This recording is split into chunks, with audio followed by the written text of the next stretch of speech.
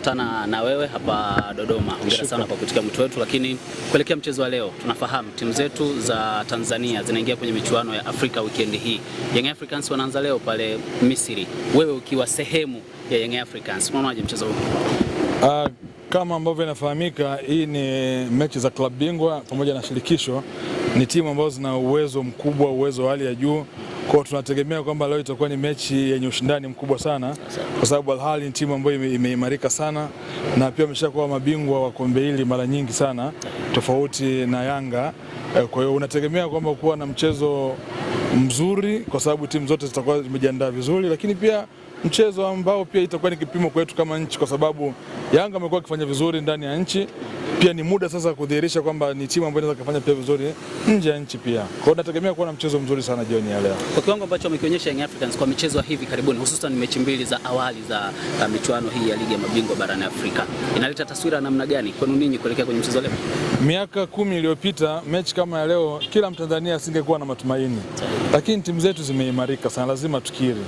Lolote linaweza likatokea. Yanga wamecheza vizuri sana mechi hizi mbili za mwisho, na hata pia katika mechi zile za klabu bingwa wamecheza vizuri sana. Kwa hiyo tunategemea kwamba hawataingia kinyonge, wataenda kutoa ushindani.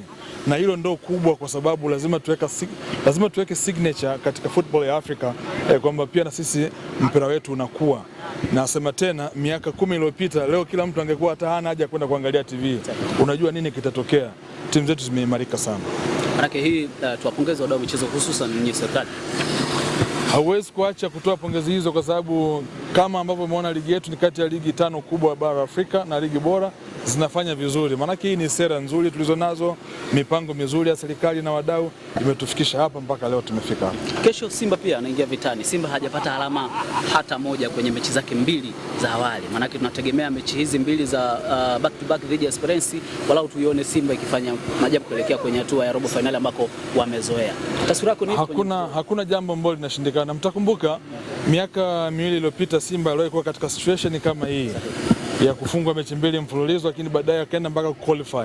Kwa bado kwenye mpira kila jambo linawezekana. Na bahati nzuri katika dirisha ile dogo wameimarisha kikosi, naamini timu ina ari mpya, watakwenda kufanya vizuri. Wasiwasi wa wengi ikiwemo miongoni mwa mashabiki wa Simba ni aina ya mpinzani wanayekutana naye. Kama nilivyosema, ingekuwa miaka 10 iliyopita mimi ningekuwa na wasiwasi, lakini leo unaona kabisa timu zinacheza vizuri kabisa, wanaweza kutoa ushindani na wanaweza kupata matokeo pia nje ya ardhi ya Tanzania. Na Simba wanaweza kupata matokeo Tunisia ya alama 3. Inawezekana kabisa, hakuna jambo gumu kabisa. Sasa Singida na Azam na wenyewe natakia heri pia Singida na Azam, timu ambazo zinatuwakilisha hizi, naamini pia na wenyewe wana nafasi ya kufanya vizuri kabisa. Kama nilivyosema, timu zetu zimeimarika, zina uwezo wa kutoa ushindani mkubwa katika mashindano haya. Shukrani.